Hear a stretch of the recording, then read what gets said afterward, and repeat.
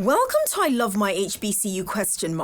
The podcast where we express our undeniable love for HBCUs, but where we are also not afraid to address a few tough questions. So, sit back, learn a little, love a lot, and rep your HBCU. Another episode, another reason to love your HBCU. And today I have the amazing, I always call you by your full name. It's one of our summer episodes. And listen, you're going to see Chinedu and Namdi in Wokiafo all summer long. Chinedu, how you doing? I am hot. Thank you, Summer. No, seriously. Can we talk sex? So people are gonna see me with this fan like a crazy person throughout the entire summer. We're in Baltimore and this is one of our summer episodes. It is sweltering, so I'm glad you mentioned it so that when people see me literally sweating buckets of water, sure, a little bit of it is perimenopause and a whole lot of it is the fact that it is just hot. Can we talk about the alphabet family today, Chinedu? Why not? It is currently Pride Month, so why not? Yes, we are recording this in Pride Month, and Chinedu, I'm one of the people. So you are a friend as well as an HBCU alum, former student, you name it. You're a lot of things all packaged into one. And are you okay telling us what you identify as with regards to sexual orientation? Yes. And in perfect Chinedu fashion, it will be an explanation and not just one answer because, Let's hear well, it. I'm Let's hear fabulous. it. So, I consider myself same gender loving, right? But the easiest way to translate that most people understand, they would say the word gay. But it's very important that I use the term same gender loving is because that was a term coined by Dr. Cleo Manago. He is a black, trying to remember, I think anthropologist, if I'm not, or psychologist, who coined a term that made more sense for people who like the same gender that were black because Mm, most of the letters in LGBTQ were coined by those of the white experience, and hmm. their experiences don't quite match the experience that I live. So, same gender loving has been the moniker that I use. This is not where I was going to go immediately. I was going to bring this up later on, but based on the history that the history lesson Hmm. that you've just shared with us, I hope I'm getting this right because I learned recently from one of my friends who is same gender loving that the word stud, for example, Hmm. falls along the lines of the reasoning behind same gender loving. It is racially claimed, is Yes. my best way of stating it. Is that accurate? Yes. Racially and culturally. Racially and culturally Hmm. claimed. So just before we got on this recording, by the way, our I was having a delightful conversation with our producer's son, and I was just talking to him about his he is male, and he is recently he told me he loves this girl. He's gonna like kick me when he sees this, like, and I'm not going to mention his name intentionally, but he's going to be like, really, Dr. Tosin, why are you telling this story? Here's why. um I found it enlightening, that's the right word, when I was having this conversation, and his mom was there when I was having the whole conversation with him. One of his classmates is same gender loving. He is not, but one of his classmates is. And I asked him an honest question for my generation, okay? And the question was, what is that like at their age? And I'm asking that question because I remember when I was going to high school and when I was going to college, it wasn't the norm to have somebody who is same gender loving in my classrooms, openly anyway, in a vein where all of us just accept it as is. You are not of his age. What is your reaction to hearing a young person in high school see this entire, we're recording this during Pride Month, this entire and please forgive me if I get my terminology wrong, but this entire lifestyle as Mm. this is just who we are.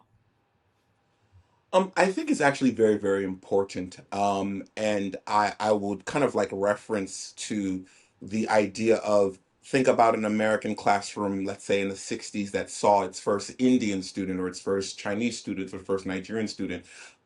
How that adds to the collective pot of people learning about different cultures and different realities that exist while your reality exists.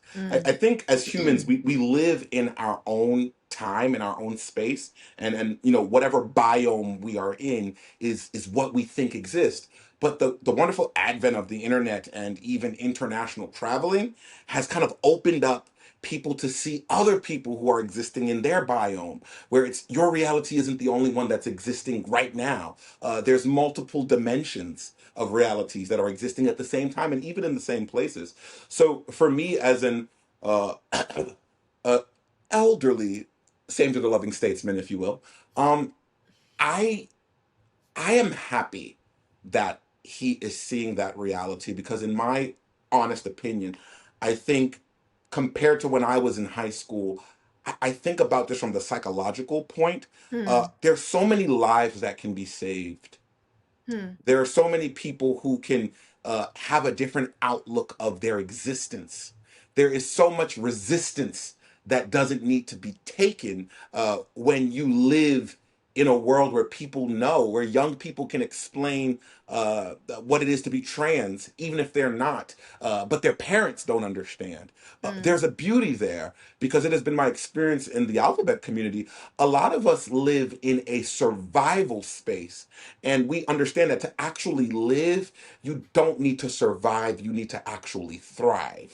So Thrive. I think it's better that the younger generations are seeing the reality that has always been. You know, history tells us that it's always been. It's just it hasn't always been accepted. Yeah, yeah.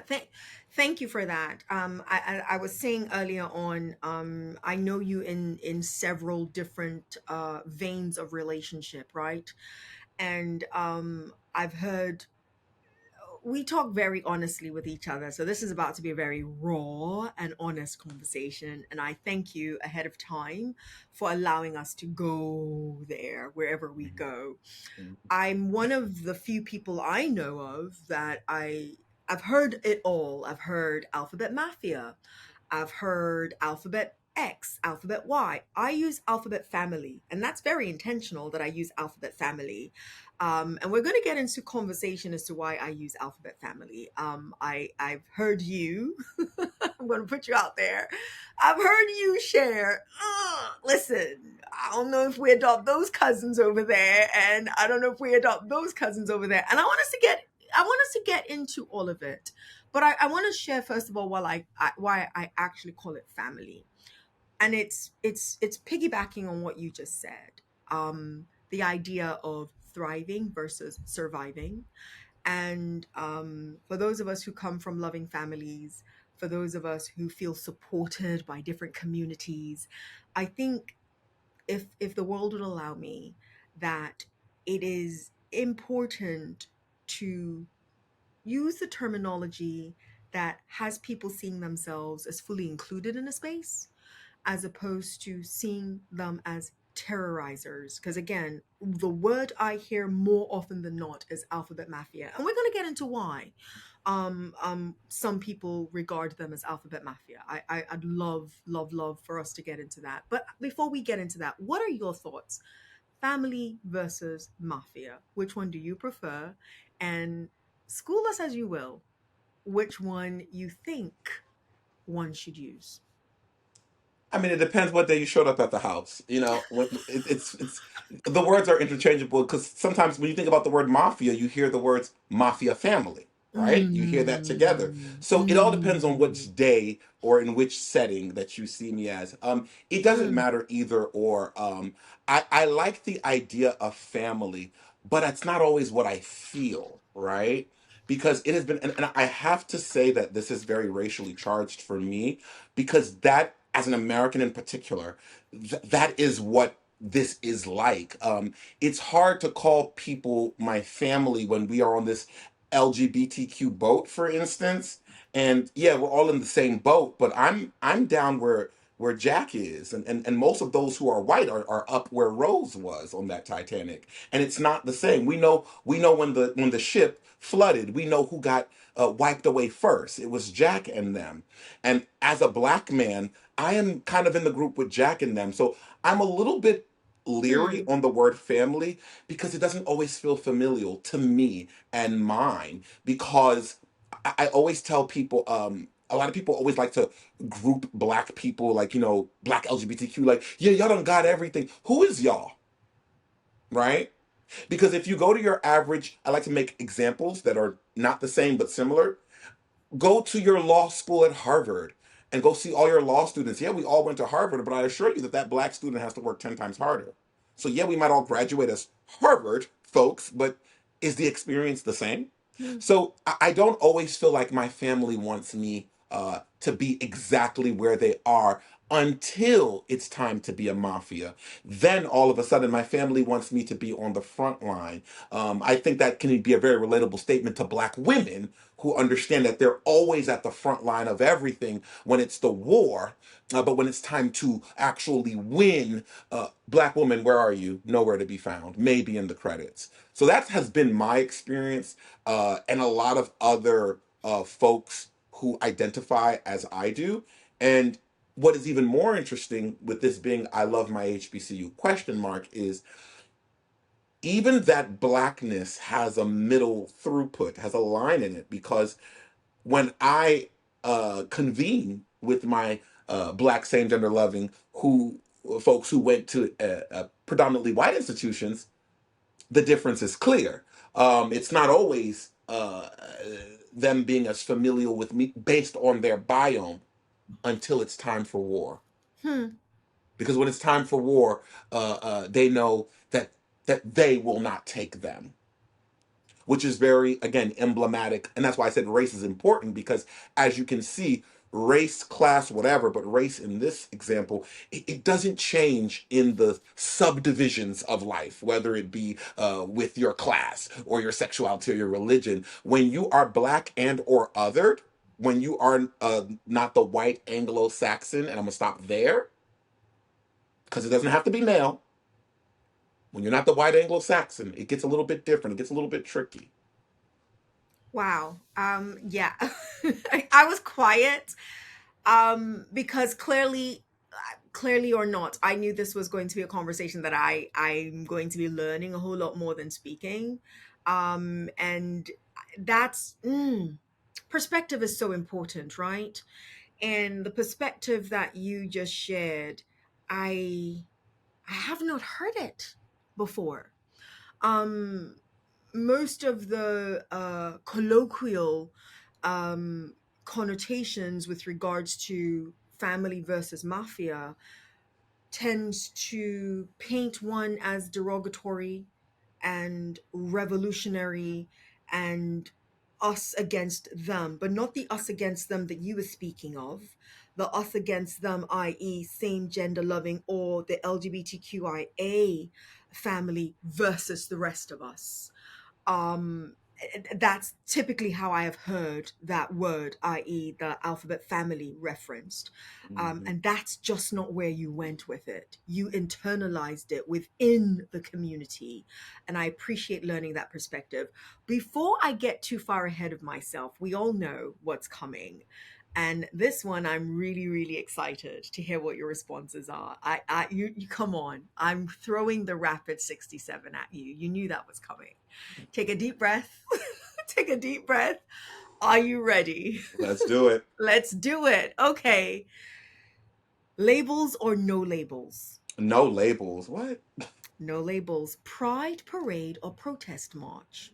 Protest march. Interesting. Correct someone or let them stay confused? Depends. Depends. Okay, I like that reflection before the response. Who's your favorite queer icon or role model? Ooh, that's a hard one. Currently, right now, I would say Duran Bernard. Okay, and you'll tell us who that is in a second because I I don't know who that will. is. My apologies. Don't ask, don't tell, or say it with your chest. Say it with your complete chest. Your complete chest. Black and white photo booth or rainbow ring light. Black and white, sepia for the gods. Sepia for the gods. All right, survive the system or rewrite the rules. Rewrite the operating system. Rewrite the operating system. I've got two more for you, and I really love these ones. Let's do it. Ready? Let's Jess do it. Hilarious, Candace Owens, or J.K. Rowling? Candace Owens. Candace Owens. Ooh, we're gonna get into this. Last one. Biological truth or lived truth? Lived truth. Lived truth. Sinead, let's get to it. Let's get to it. Let's get to it. I was gonna go to biological truth or lived truth first, but I've got to. Nah. You said Candace Owens. I asked you Jess Hilarious, Candace Owens, or J.K. Rowling. For those who don't know, just do a quick little Google search and you'll know the reasons why those three names were put in the same bracket of asking him the rapid fire. Tell us why you went with Candace Owens. Well, let me start with why I didn't go with Just Hilarious. Go for Love it. her dearly. That's a Baltimore. I represent Baltimore all Yes, day. you do. I love Just Hilarious, but I think, in the words of the late great Maya Angelou, uh, whatever that category is, she wouldn't have the license to have that conversation. She doesn't have enough awareness, as far as I've seen, Hmm. so that wouldn't be perfect for me.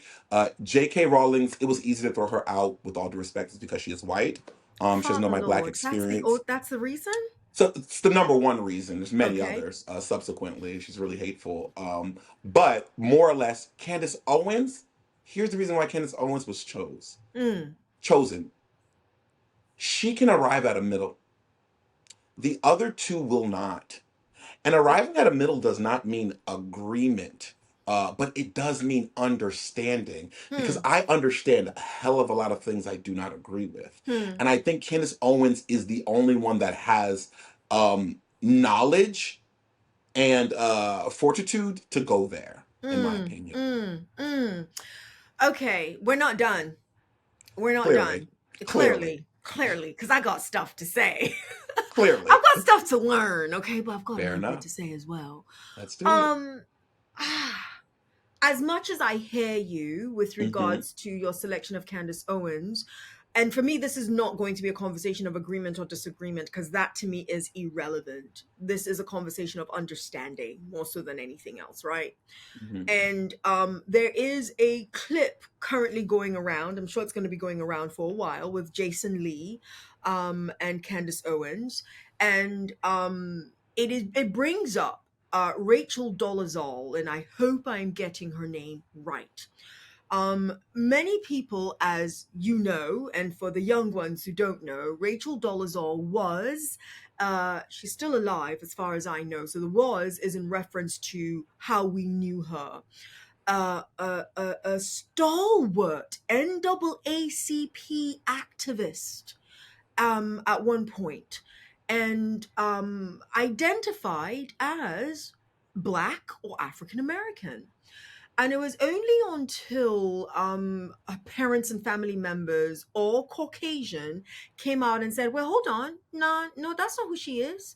And when I tell you, the entire country, it felt like, I mean, they as you use this term, they read her for filth. They tore this woman down.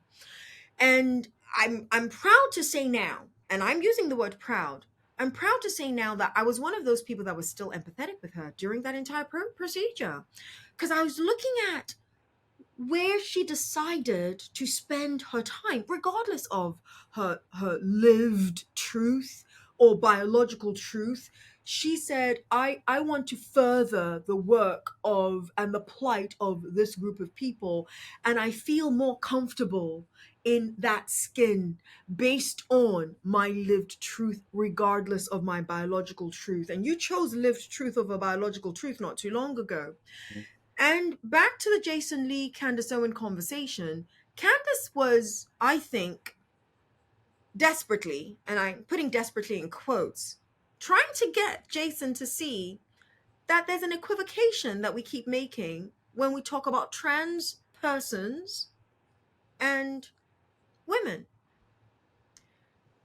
And Jason just would not allow, or maybe it was intentional, he would not allow that logic to land. I want to hear your thoughts, Chinedu, Mm, with regards to that particular conversation. And I'm curious to hear where you land with regards to that. And for the record, what I heard, my interpretation, Candace Owens saying is, guys, there is a general acceptance of trans persons, but the word trans must always be applied because they are not biological in that singular term. Make sense? of course. Okay, please take it away. What are your thoughts? So this is a very, first of all, you are communication stalwart because this is good. Uh, this is a difficult one for me, and I have been like verbally attacked for my opinions, and I will also say this: my opinions have also changed, Hmm. right? Because you grow and you see different experiences, and sometimes even if it's too late, sometimes those experiences are powerful enough to change whatever it is you thought a second before. Um, Here's the thing with Nkechi Diallo, also known as Rachel Dolezal. My issue with Nkechi is a famous black male prophet of hip hop, if you will, once said, "You don't gotta lie to kick it my N word," and that was Kendrick Lamar. That's my issue with her. You could still be down and be that white woman and actually still get a cacophony of black praise. And a wonderful example of that is the many white women who've done it successfully and the many white men who've done it successfully, i.e., Bernie Sanders. Bernie Sanders was out there marching with the goons back in the days. And it's interesting that when he ran, he had such an acceptance from the black culture without having to put on anything. So, in that case of race, that is my issue with her. Now, I understand what Candace Owens is doing with the equivocation, but I'm going to bring in another element that people do not think about here. The problem with this conversation is white people. If you do the research and the statistics on even the trans movement, the movement is white people. And let's be very specific. On this trans conversation, no one's talking about trans men. We're talking about trans women, Women. right? Who were originally male and became women. And I feel like the only reason that this is a conversation, again, revert back to what I said, is that these people, even though they identify themselves as trans women, there's nothing wrong with that. Um, these people were originally male. I wonder if Michael Jordan could pull what Bruce Jenner did when she became Caitlyn. I wonder if it would get the same emphasis. You know why it wouldn't? Because they're still looking at Caitlyn as Bruce, a white male. So when it becomes to white people in this trans movement, I kind of have a strange contention there. And it's not to be hateful or anything, but when I look at my friends who are black trans women, they just really want to exist, right? You want to I want to jump? ask a question. What Sure. do they want? Because this is where I'm going to bring in Jess Hilarious. Okay. Okay. What do they want to exist as? As however they see themselves and however they experience themselves. And I'm going to talk about why Just Hilarious has an issue. And this is why, in my opinion, education and worldliness serves an amazing purpose. I think Just Hilarious has an issue with trans women is because a lot of people use trans women as a derogatory term towards cis women. Cis meaning biologically female identifying as female, or a biological woman identifying as woman, or sorry, biological female identifying as a woman, right? Let me give an example that we all know. Black women in particular are always used as a jest based on their body.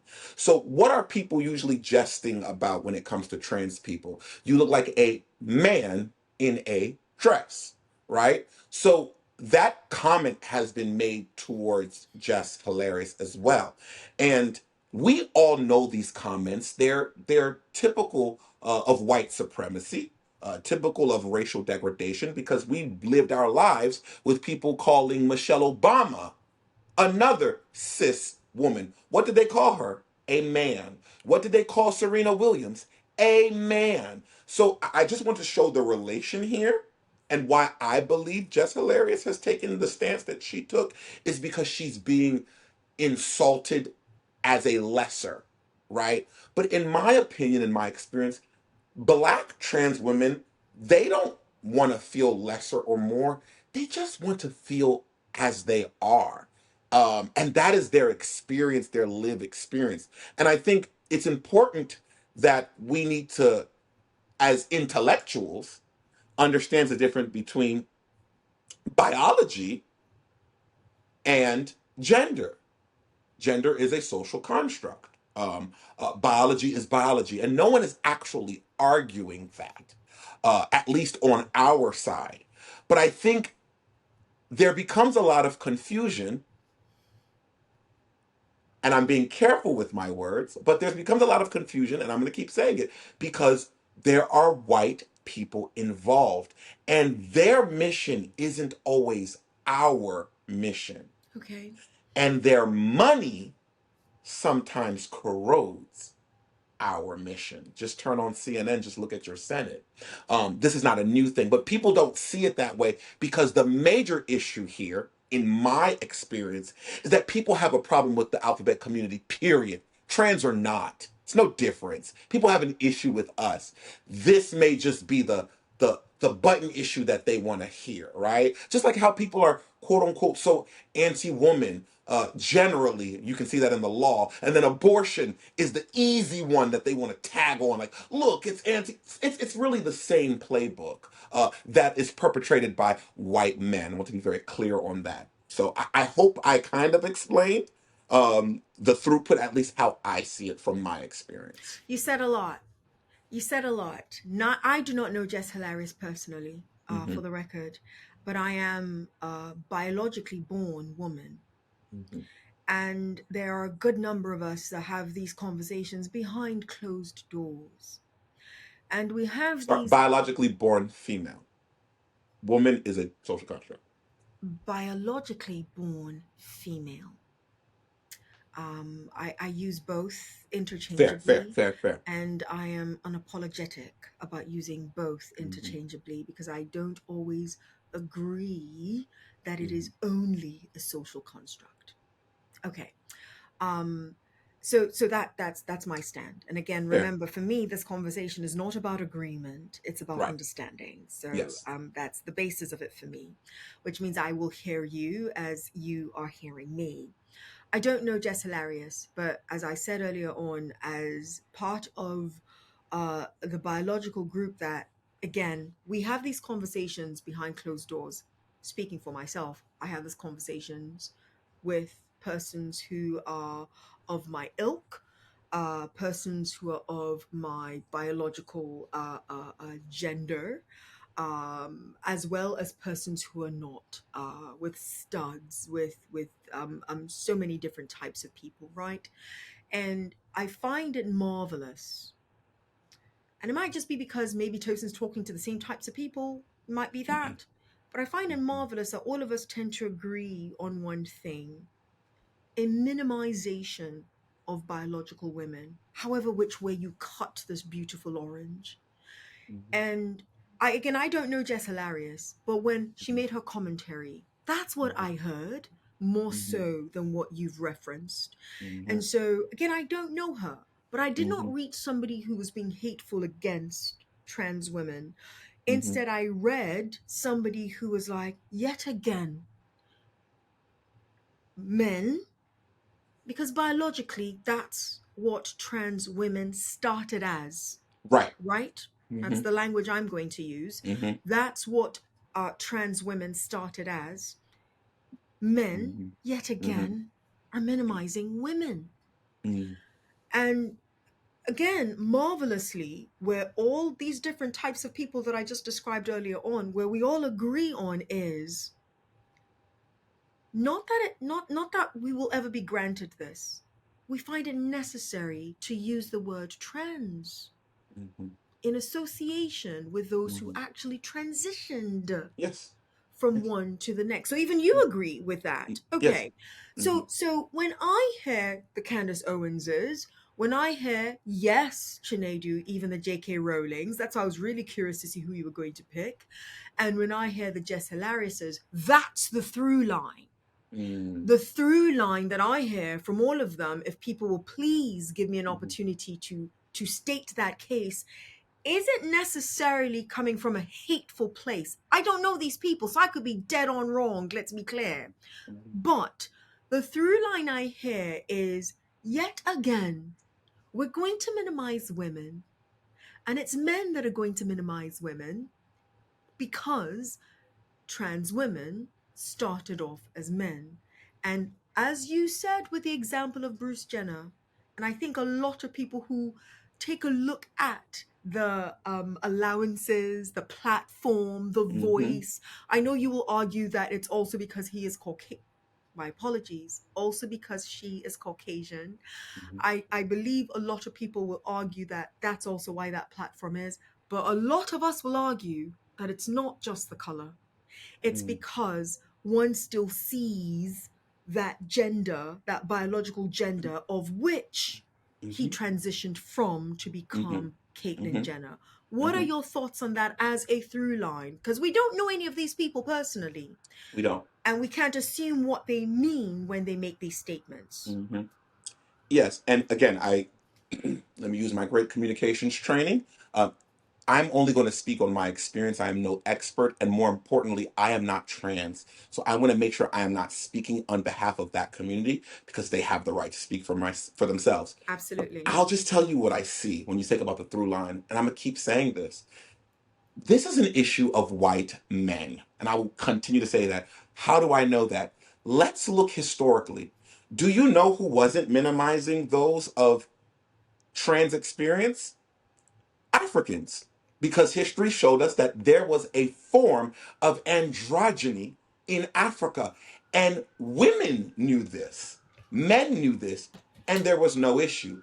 In the Native American, or the native of the land that we now refer to as America, in this place, there is a two spirit ideology. Even in the Yoruba culture, there is an androgynous creator as one of the gods, right?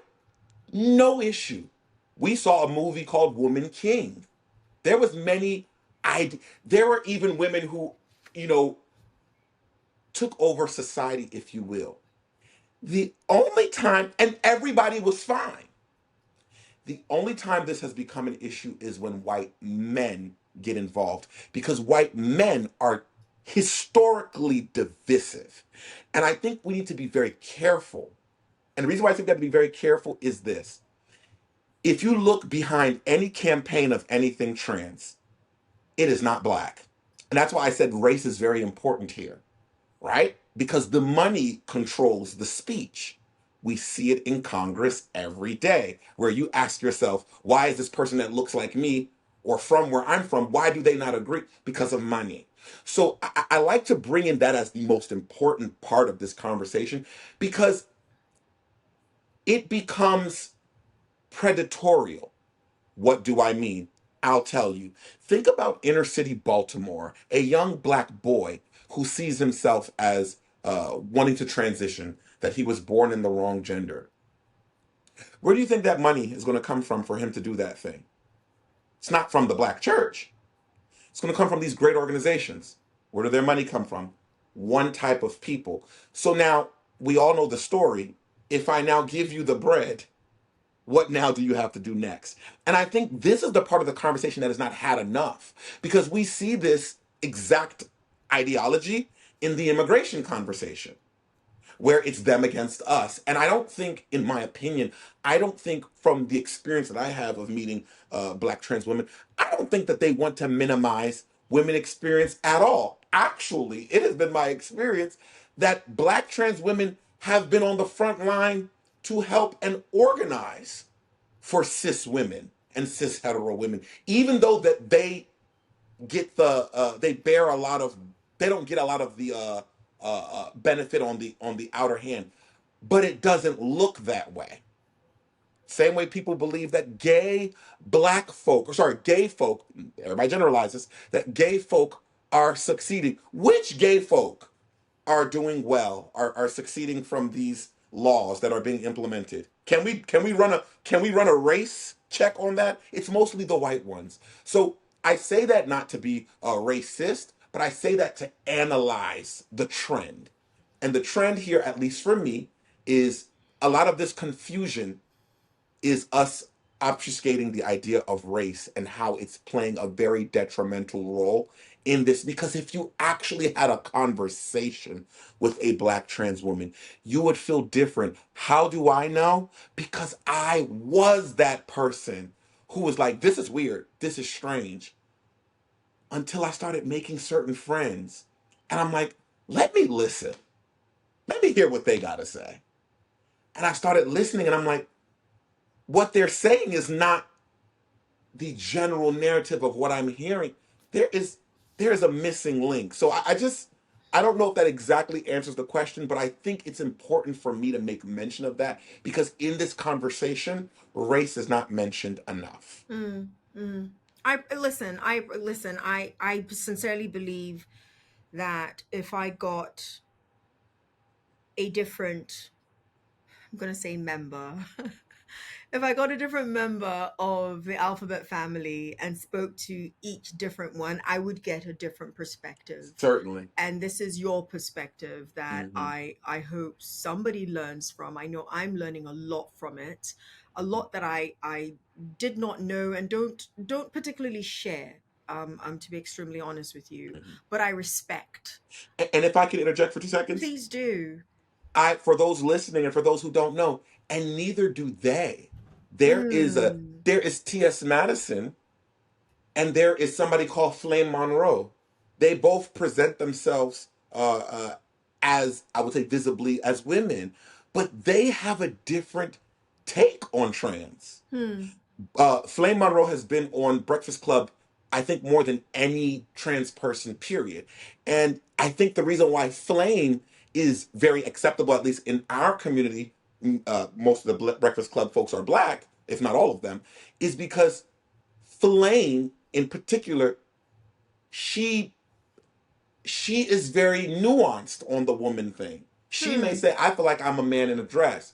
But T.S. Madison may not say that. And I'm not saying that's a direct quote, but I'm just using it to generalize. Even within the trans community, everyone isn't on the same Page. accord. And Yes. I think that goes to the bigger moniker of sexual identity and sexuality being that F word, fluid. Hmm. And I think that is part of the problem. Our thought by nature is binary. And even if it's not binary as in one or the other, it's very limited. Once upon a time, when you got on an airplane, there was only first, business, and economy. Economy. Now there's a premium select. There's Now premium there's so many economy. There's different comfort levels now, plus. right? Right? Because we're realizing that there are so many different people that cannot be sequestered in either Oh, or. fair, fair. I said I was going to ask you to, because I don't know who the person is that you mentioned. Okay. When I had asked you to share with me your favorite queer icon or role model, and you gave a name that I don't know. Can you tell us a little bit more about this person? Now I'm smiling. Now he's geeking, like I am, teasing. Who's this because person? I have a little crush on this person, Duran Bernard. Actually, he's a Grammy nominated, a wonderful, exceptional vocalist. And I will take it a step further.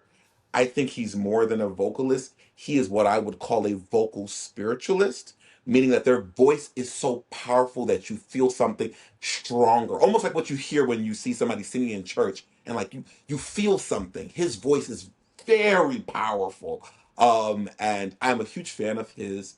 He was actually recently in Baltimore for the Pride Festival a couple of weeks ago, and he was also here for the Juneteenth festival on Thursday. So I got to meet him on at the Baltimore Pride Festival. Shout out to the Pride Center of Maryland, who put on that wonderful event, and I got to meet him and shake his hand, and I got to tell him how wonderful he is, and in typical Chinedu fashion, what I'm saying now is going to go back to what I said in the beginning.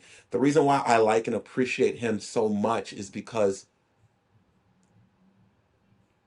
I wish I had such courage that he has to be himself fully in the way he is. When I see him perform and I see him emote, I'm reminded of that little kid in high school who was so scared to emote in the way he felt, and he's so comfortable, and he's black, and he was there, and it was Father's Day, and guess who was there with him? His His father. father.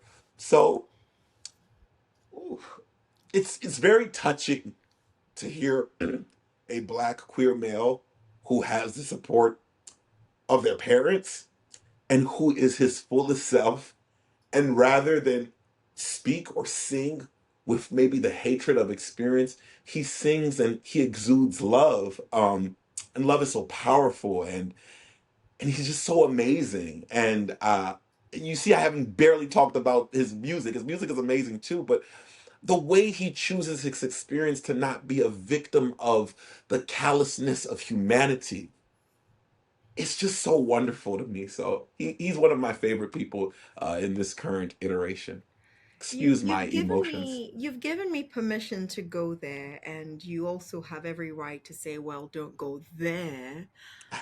You got emotional when you spoke of the acceptance, more than acceptance, love that you saw exuding between this father and son.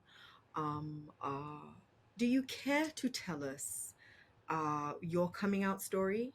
If you care to. If not, it's perfectly okay. I And do. okay, go ahead. I do. Well, different times. I came out to my mother. It's a very interesting story. On her birthday. That's how distracted I was. I was in class at the illustrious Morgan State University. I was in my Black Families class. Shout out to Black Families. I was in that class, and this young lady came, Black woman, wonderful, beautiful black skin with hair exactly like yours, and that's super important to bring up. She was an attorney, and she told a story. And I sat in the front of the class because I have a visual impairment. So I need to see. Was she a black dot if I sat in the back? Anyway, I sat in the front and she told this story about when she first became an attorney in New York.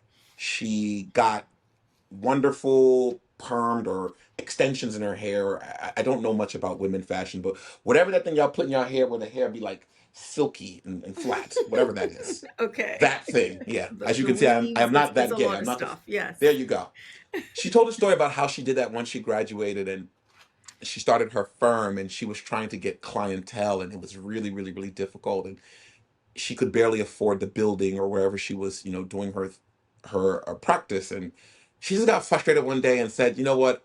I hate what's going on," and basically f this hair. And she let her kinky, coily 4C hair out. And she said within a month, not only did her business started booming, she had to hire multiple paralegals. Okay. And the point is, she said, you can't run from you. And she was talking to us, but she was talking to me. So I am very emotionally charged, and it doesn't take me long to do what I feel. And in that moment, I said, I gotta call my mom. And I ran out and I told her, like, Mommy, guess what? I was like, what's going on? I'm like, Mommy, I love you. I'm your son, and I'm gay. And she gagged. Uh, for those who don't understand, she was shocked, bewildered, if you will. Um, and she was like, what a birthday present. And I'm like, oh shit, I didn't even realize it was her birthday. I was so consumed by that, but I knew I couldn't hide that anymore. I had to tell somebody. And at this was 2015. 2015. Yep, 2015 October. So at that I was, let's do some math, 23. So I knew it had to happen, and that's that story there. With my dad, it was about 3 years later, and I won't get into too many details, but it wasn't quite as pleasant. Um, my dad is an Igbo man. That's the eastern region of Nigeria, Africa. He is very a staunch Catholic and a deep traditionalist, but he loves his family. And saying the story now compared to 2018, he didn't take it very well. He didn't believe it, and he didn't care to believe it. And in the moment, I felt emotional, but we thank God for growth and time. Now that I'm older, I understand why he did it. Mm. And what's interesting, I'm going to use trans to explain this. Think about the person who lived their whole life. Think about Bruce Jenner, for instance, at the time. You lived this entire life as a man, and one day you finally got the courage to be that woman, that trans woman that you feel, and you transition. But think about how long it took you to actually accept that. I give that same honor and grace to my dad. I think I can't expect him to accept it when it took me to 2010 to tell my best friend, who at the time we'd been best friends for 10 years, that, hey, I am gay. And he was shocked because he knew, but he never knew I would say it. So I say that to say as an older person now, I'm giving my dad grace. He didn't take it well, but I understand that love and acceptance isn't mutually exclusive, but it also takes time. And it's not always on our time where people can understand the truth or your truth. I was raised a Catholic, and I believe that Jesus is the truth. And I used this example with you the other day, and I talk about the story of when Jesus died in Golgotha, the place of the skull, after around 2 o'clock, when he called out to God, Eloi, Eloi, lama sabachthani, my God, why have you abandoned me? One of the guards said, he's calling Elijah, and soaked the reed in vinegar and gave it to him to drink. And Jesus breathed his last by saying, Father, Father. As soon as that man died, the guard said these words, surely he was the Son of Man. That would have been really helpful like 5 minutes earlier, don't you think? But acceptance sometimes comes at people's times. And even though my father wasn't super accepting at that time, I think the truth of the matter is the only person who needed to accept me was me. Mm. And Mm. I think my dad has become a little bit more comfortable with me because I have become more comfortable with me. I can't put that on him or anybody because I was sent here, like we all were, by my creator to be my best self. And it is my job to make sure that I do that. And with me accepting me unequivocally with the power of God, unless you're a demon, there's no way that you couldn't accept me too, because I believe in me, whether you believe in me or not. And I thank God for that experience. It was very challenging. It wasn't easy, but I love my dad, and I talk to my dad all the time. He know that, he's one of my besties or whatever. I talk to him, and I challenge him. I don't mince words. I challenge him. I'm like, I'm gay. I'm still gay, right? Like, you bringing up wives. That's kind of disrespectful. And we find different ways to cope with this because this is as hard as for him to understand as it is for me to tell. And we talked about understanding. That's the beauty here, guys, is we work to find a middle ground, even if it never ends with agreement. Isn't that what America is about? This experiment of trying to figure out the impossibility? That's what I do with my dad. And I love him so much. And I believe that one day he will be more understanding. And even if he is not, I will be better understanding on his behalf. Chinedu and Namdi and Wokiafor, you're not supposed to make me cry. I cry easily. Most people Me know this. too. Your dad is watching this. He's going to watch this. What do you want to say directly to him? I love you, Pops. Hopefully this podcast goes a lot better than the first one I did. It's another story. That's another Um, story. but my strength, it doesn't just come from God. I am strong because I have your genes too. So as hard as this is for me, if I can do it, you can too. And he is. I want to tell people he is, and he loves me, and I love him, and he knows like that's my big hero, and I am not any less of your son, and he is not any less of my father just because we may not agree on this. Um, but we find ways to find common ground, and I want to say, Daddy, thank you for being open to find some levels of common ground. And I believe in God like you do, so I look forward to seeing the miracle that God will do between you and I. You gave me chills. You gave me chills. Listen, something I love about I love my HBCU question mark with Tosin Richard. I am Tosin Richard. Is oh Lord, we just have these conversations, and I don't know where the heck these conversations are going to go, and that's what I appreciate about this experience that we both get to share in this moment. Listen, it's I love my HBCU question mark. Yes, we're talking about the alphabet family. I will be remiss if I did not squeeze in there somewhere Oh Lord. what your thoughts are about how the alphabet family is received, accepted, treated within the HBCU world. Um, and listen, I actually think that could be a whole nother episode because you and I know have experiences at different HBCUs of then and now versions of acceptance. But your take, before you give your take, I am known to say, and I'm going to say it here, that sometimes I walk on a college campus, especially in HBCU. Guys, don't come after me. This is just my experience. And I look up and I'm like, where are the non gay guys? No offense. I do. Sinead do. Mhm. Because when I look out in 2024, in 2025, at the sea of beautiful humans that are attending our HBCUs, I know they're there. I just run more into members of the alphabet family than not. What's your take? Um, I would say let's not forget the only difference between now and then is that people are saying that they're gay. We have to, a Ah, lot of the folks, remember, gay folks generally, same gender loving folks generally, and I'm gonna speak on black people because we talk about HBCUs. Remember, we are the seed of culture.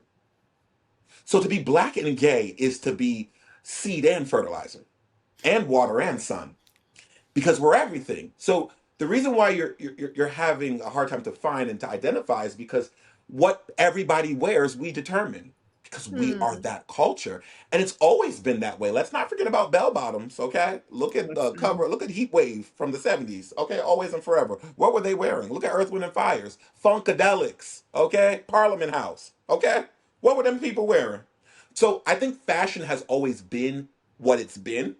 I think now we are overly identifying fashion with sexuality. And we have to be very careful because there's no such thing called gay clothing. Clothing is inanimate. It cannot have a sexuality, it doesn't have a brain. But I think because of media, it's kind of over association with certain things. But they're there on campus. It's just that style and fashion, just like Jerry curls, twist, that's girls' hair. Men taking care of their nails, that's well, is it? And the funny thing about history is history continues to, especially with fashion, reinvent itself. So I think that's my thing on the HBCU campus, and I also think men in general, we are morphing. Men are a little bit more sensitive, and that sensitivity also shows in what they wear. Let's not forget Snoop D-O double G, Snoop Dogg, Andre 3000, very heterosexual black men. Both have worn kilts. Both have done hair in a way that people would identify as female or for women or whatever. I just think it's fashion and it's time and it's trend. to Okay. me. Okay, you took it down the fashion line. I was actually wondering what you think the acceptance of members of the alphabet family Ah. are on HBCU campuses, because I've heard some Mhm. people say no, they're not accepted, and I'm like, I'm sorry. To my earlier point, I'm hard pressed to find they exist. I am being quite facetious with this statement, I know that. But you are sometimes hard pressed to find those who are not members of the alphabet family in our student populations at HBCUs. And again, my Yes. apologies. Tosin is overgeneralizing. I'm fully aware of that. Hmm. Fully aware of that. So not the fashion bit, but what to those who say that they are not accepted on HBCU Hmm. campuses, because I still hear that. I Hmm. find it hard to believe, but I still hear that. What are your thoughts on that? They are not accepted, and let me tell you Wow. why. Let me tell you why it's not hard to believe. I'll give a greater example. Didn't we integrate the lunch counters? Didn't we integrate the da da da da da? Isn't there still racist at Macy's? Didn't they not let Oprah go into that store? It's the same thing. Um, Really? yeah, we bogart our way, and I'm speaking specifically on black people. I can't tell you about the white folks. I don't live in their uh, world or maybe delusion. But for the blacks that I know, the truth of the matter is, we don't take no for an answer. We are not really accepted because we're not always as comfortable, but we are tolerated because we work in your system. See, the sad thing about racism, classism, and being judgmental, um, it doesn't work with commerce. It doesn't work with commerce. You get rid of the gays from all of your institutions, you have no institutions. Because we are your choirs, we are your bands, we are your SGAs. And let's be very, very clear for black people in particular. The civil rights that you have, thank you, gay people. We're the ones who organized that. Shout out to Bayard Rustin. Watch Rustin on Netflix starring Coleman Domingo. Shout out to people like James Baldwin, great stallions, and the women as well. We've always been there, and I tell people this all the time. When I hear people say, where did this all come from? Do you know what I always say? You have blinders, and to have blinders is a privilege. And I will end by also saying the issue with gay people and acceptance in the HBCU is, wait for it, you ready? No. White people. And I will What? keep saying, yes. What are Okay. most HBCUs a representation of? What religion? Christianity. Where did Christianity come from as it pertains to the black people when they started these HBCUs in the beginning of the slavery and the end of the slavery times? It came as a forced thing upon us. So remember, sometimes the slave or descendants of that thing will hold on to that tradition more than the person that propagated it. So I like to align the two because remember, history doesn't lie. We didn't have these problems in Africa when these people were existing there too. We didn't have these problems. The history books makes that very, very clear. Okay, people Which should are go the look up problems, though? Mabaka Kawanga of the Buganda Kingdom. Okay, he had a harem. He was a king. He had a harem of men and women. Okay, people should look that up. So again, back to your direct question, we have to go and retrace. That is why there's an uncomfortability there. But theoretically, they can't get rid of us because you might be getting rid of your cousins, your niece, your children. And who wants to do that? Remember when, leave you with this. Now, this is a white example. Remember when Dick Cheney was very, very, very anti gay until his daughter, and then he had a change of heart. And I'm not saying that he's at the pride parades, but let me tell you why that's a beautiful thing, because it goes back to the point that I just brought up. Love should always trump hate. Yeah. Listen, you listen. I have. Am I allowed to say this? This has been an amazing conversation. I love all the conversations, but this might be the conversation I was most quiet on.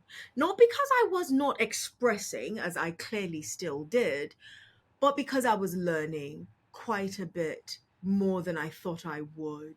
And I appreciate you for being a teacher of a perspective that I was not particularly aware of prior to us having this conversation. I hope everyone who hears this honestly hears that last bit that you said, that love should always trump hate, and that we should choose to love one another. I got to give credit to my father here. You've heard me make this statement on more than a few occasions. My father always reminds me to love my neighbor as I love myself. And it was only in more recent years that he and I delved into that latter part. You must love yourself first in order to have a metric upon which you will base how you love your neighbor. And if the charge for those who believe in almost any religion, actually, that you are to love your neighbor as yourself, then a lot of these barriers that we put up would dissipate with regards to how one loves themselves. Because if I'm loving myself, I'm just going to love myself without these barriers. Chinedu, again, you and I could talk forever. We're not going to, but I hope people have enjoyed this conversation. I surely have. End this episode for me. What could non members of the alphabet family learn the most from the alphabet family?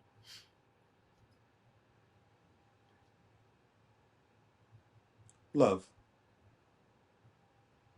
Love.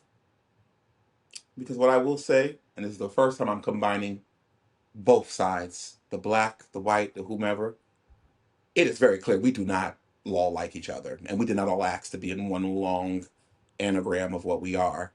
Uh, but the love is where we find each other. And we are very good at loving each other as we continue to maybe not like each other. And I offer that to, I think, more cis hetero folks would be more successful if they led with just that too. When people ask why are the LGBTQ so successful, that is our stew, that is our secret sauce, that is our bouillon. That love is super powerful. And we need it from you all a lot. We have it for ourselves, but we are not lepers in a colony. We are people. We are your board members, your doctors, your nurses, your engineers, your senators. We are your sons, your daughters. Please do not keep us to the wayside, especially my black ones, because you know how that feels. And to my great Christians, I will leave you with something from Psalms. Whatsoever you do to the least of my people, that you do unto me. Don't switch up just because I am the least to your least. Thank you, Chinedu. To the audience, thank you for tuning in to I Love My HBCU question mark. I know that I have thoroughly learned and enjoyed having this conversation with, gonna say the whole thing, Chinedu and Namdi in Will Care For.